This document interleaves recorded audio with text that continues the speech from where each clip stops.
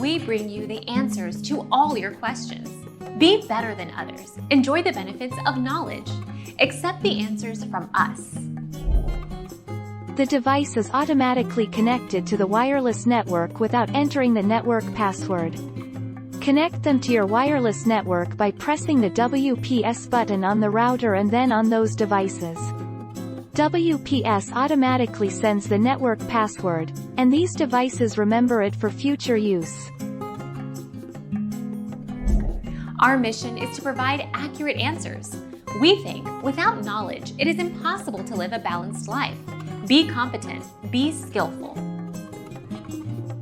Thank you for watching. Don't forget to subscribe and hit the bell notification.